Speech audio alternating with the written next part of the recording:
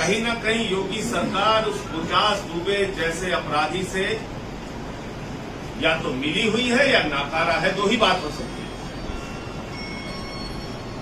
क्योंकि बहुत सारे तथ्य सामने आए। 200 पुलिस वालों के नंबर की जांच हो रही है, 200 पुलिस वालों के नंबर की जांच।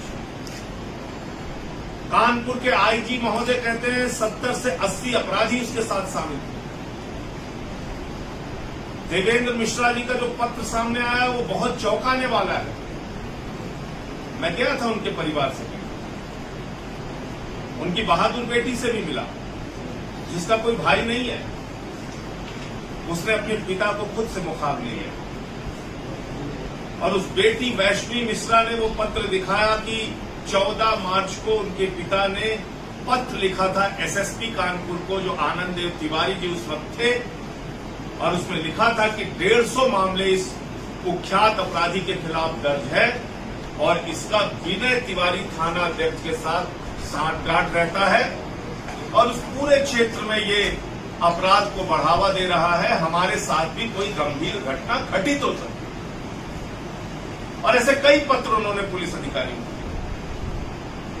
तो मेरा सवाल यह है कि अगर पुलिस के डीएसपी रैंक का अधिकारी 14 मार्च को लगभग 3 महीने पहले पत्र लिखकर पुलिस के वरिष्ठ अधिकारियों को ये सूचित कर रहे हैं, बता रहे हैं कि उनके साथ कोई गंभीर घटना घटित हो सकती है, तो उस पर पुलिस प्रशासन मौन क्यों बैठा रहा? उस पर योगी सरकार खामोश क्यों रही? और जो कुछ भी सामने सच आ रहा है कि दबिश की सूचना भी उस अपराधी को पहले दे दी गई। इसका मतलब कहीं ना कहीं विभाग के विभीषणों ने ही उसका साथ दिया। उसका पता चलना चाहिए। और जो भी पुलिस के अधिकारी इसमें शामिल हैं, वो चाहे आनंद देव तिवारी हो या विनय तिवारी हो या जो भी पुलिस के अधिकारी शामिल हो, उनके खिलाफ भी अपराधियों जैसी ही कार्रवाई होनी चाहिए। उनके खिलाफ भी देशद्रोह और गद्दारी की कार्रवाई होनी चाहिए। मैं पिछले 3 दिनों से शहीद परिवारों से मिल रहा हूं। पहले मथुरा में जितेंद्र पाल जी के परिवार से मिला। उनके पिता ने बताया कि 2 साल पहले जितेंद्र पाल जी की पुलिस में नियुक्ति हुई और वो अपने बेटे के लिए शादी खोज रहे थे और इस बीच ये घटना हो। राहुल कुमार जी के घर गया औरैया में, उनके 3 महीने की बच्ची है, 3 महीने की बच्ची। देवेंद्र मिश्रा जी के परिवार से मिला। उनकी जो पूरी दास्तां है आप अगर सुनेंगे, एक ईमानदार अधिकारी कैसे अपने ही विभाग में पिस रहा था, परेशान था, आपको जान के बड़ी हैरानी होगी। और फक्र करना चाहिए उत्तर प्रदेश की जनता को कि ऐसे पुलिस के अधिकारी उत्तर प्रदेश की पुलिस में उनकी सेवा के लिए फक्र करना चाहिए। हम सभी सिपाही से डीएसपी बने थे।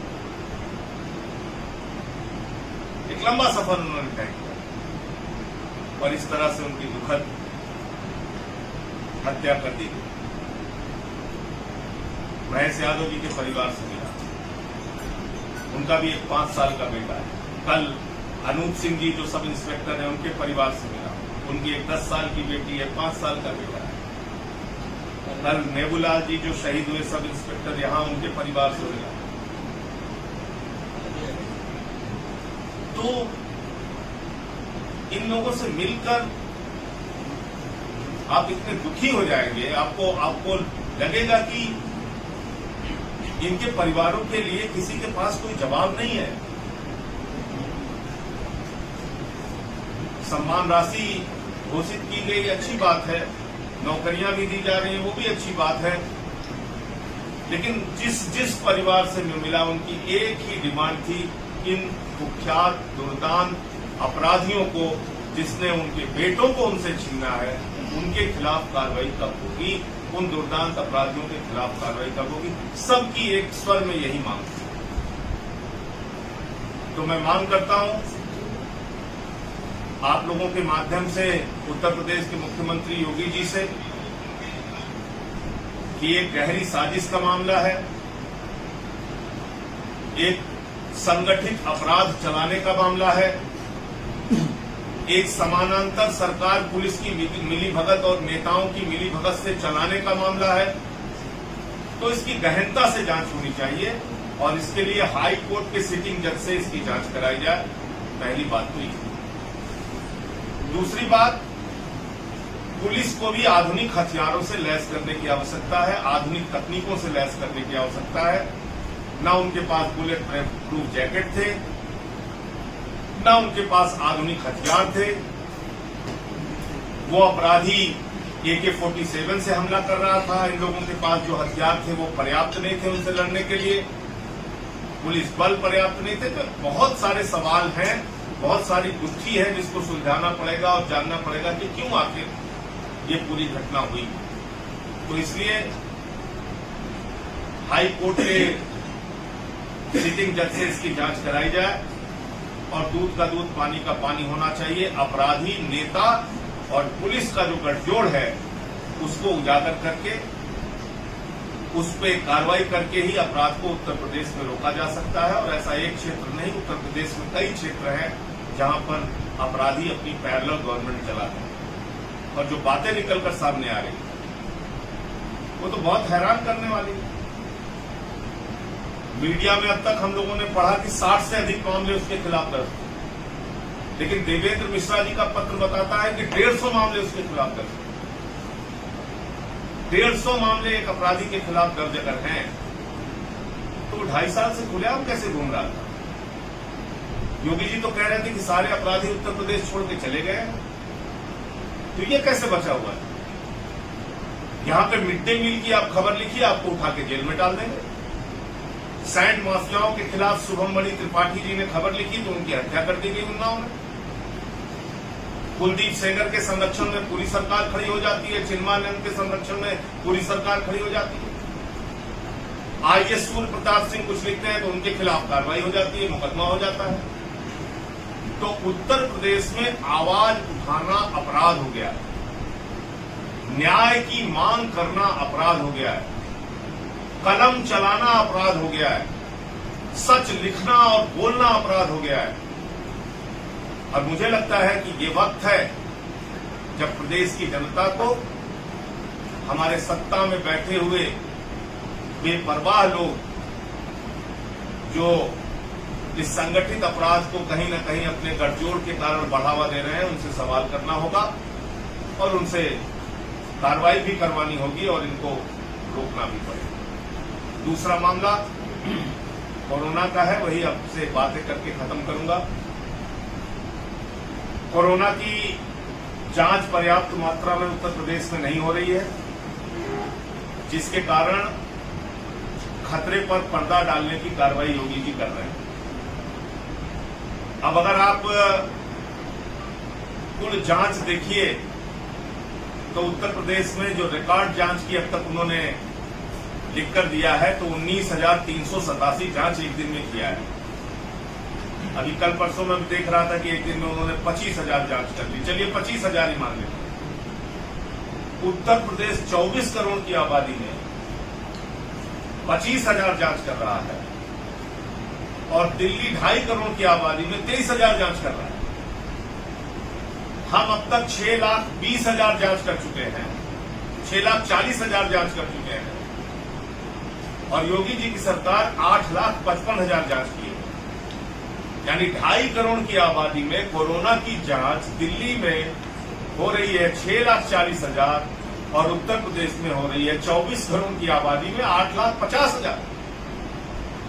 ये क्या मजाक है? और आप क्यों लोगों के जीवन के साथ खिलवाड़ कर रहे हैं? 75 जिले हैं उत्तर प्रदेश के, हर जिले में कम से कम एक लैब का इंतजाम कीजिए। कोई भी आदमी सुल्तानपुर में, प्रतापगढ़ में, फैजाबाद में वो जाता है अस्पताल कि हमें कोरोना हुआ है, कहते हैं जांच आपकी 3 दिन बाद रिपोर्ट आएगी। यही हमारे पार्टी के कार्यकर्ता संजय पांडे जी प्रचंड, उनके पिता मुंबई से आए, उनको एडमिट कर दिया गया, उनको लीवर की भी प्रॉब्लम थी, उनकी मां साथ में आई, उनकी बहन साथ में आई। 15 दिन बाद उनको रिपोर्ट दी गई, दोनों को, उनको निगेटिव बताया गया और पिता की मौत दिखाई गई कोरोना से। अब आप बताइए कैसे आप जान पाए? तो कोरोना के खतरे पर पर्दा डाल के योगी जी ज्वालामुखी के पहाड़ पर शांति से बैठे हुए हैं। अगर इसका विस्फोट होगा तो आने वाले दिनों में इसके एक भयानक परिणाम हम सबको भुगतने पड़ सकते हैं। इसलिए मेरा उनसे अनुरोध है कि कम से कम 2 लाख जांच प्रतिदिन उत्तर प्रदेश में कराइए, नंबर 1, और प्रति जिले में एक लैब, कम से कम 75 जिलों में 75 लैब का इंतजाम कराइए। यूपी इतना बड़ा स्टेट, 24 करोड़ की आबादी, 75 जिला, कुल लैब है 28। दिल्ली 2.5 करोड़ की आबादी, कुल लैब है 42। अब आप बताइए, होम आइसोलेशन योगी जी ने यहां बंद कर रखा है। 80% लोग दिल्ली में घरों में रहकर ठीक हो रहे हैं, वहां उनको चिकित्सीय परामर्श और इलाज घर में रह के दिया जा रहा है। रिकवरी रेट हमारा 70.22% हो गया। तो मैं निवेदन करूंगा, इसमें कोई दुर्भावना की बात नहीं है। मैं हाथ जोड़ के प्रार्थना करूंगा उत्तर प्रदेश की सरकार से, योगी जी से, उत्तर प्रदेश की जनता के स्वास्थ्य की दृष्टि से केजरीवाल के मॉडल से कुछ सीखिए। हमारी बहुत आलोचना किया, कोई बात नहीं, उसकी चिंता नहीं करनी, लेकिन हमने हाईएस्ट टेस्टिंग करके दिखाया, हमने हाईएस्ट रिकवरी रेट दिखाया और लोगों का जीवन बचाने के लिए प्लाज्मा थेरेपी, वेंटिलेटर, ऑक्सीजन, जितनी चिकित्सा सुविधा हो सकती है घरों तक में डॉक्टर पहुंचाया। ये सारा काम दिल्ली के अंदर हम लोगों ने करके दिखाया है। तो एक तालमेल बना के योगी जी को केजरीवाल सरकार के साथ एक तालमेल बना के यूपी के लिए काम करना चाहिए और जो भी बेहतर हम वहां पर कर पाए हैं उसको यहां पर लागू करना चाहिए। इसके लिए आम आदमी पार्टी अपने 75 जिलों में हेल्पलाइन नंबर जारी कर चुकी है। हमने अपने जिला मुख्यालय को सहायता केंद्र बनाया है 75 जिलों में, और कोविड पेशेंट और गैर कोविड पेशेंट, क्योंकि गैर कोविड पेशेंट के साथ भी इस समय बड़ी प्रताड़ना हो रही है। अस्पताल में जाते हैं हार्निया का इलाज कराने, कहते हैं कोविड करा के आओ, हार्ट का इलाज कराने, कहते हैं कोविड करा के आओ, डिलीवरी कराने कोई महिला जाती है, कहते हैं कोविड करा के आओ, पथरी की जांच ऑपरेशन कराने जाते हैं, कहते हैं कोविड करा के आओ। इतने दिन में तो मर जाएगा। 3 दिन अगर आप एक हार्निया के पेशेंट को छोड़ देंगे, 2 दिन आप अगर डिलीवरी के पेशेंट को छोड़ देंगे तो उसकी तो जान चली जाएगी। तो इसलिए कम से कम प्रत्येक जिले में एक रैपिड टेस्टिंग का है। अब तो एंटीजन टेस्टिंग आ गई, 15 मिनट में आपको रिपोर्ट मिल जाती है। चलिए एंटीजन पे भरोसा नहीं है, कम से कम एक जिले में एक लैब तो खोल दीजिए। ये तो बहुत छोटी सी डिमांड है, इसको करना चाहिए। तो ये 2 विषय थे जो आप लोगों के सामने मैंने रखा, और आगे भी जरूरत पड़ेगी तो इसके लिए आंदोलन भी करेंगे, लेकिन इन अपराधियों के खिलाफ कार्रवाई होनी चाहिए, ये हमारी बार बार मांग है।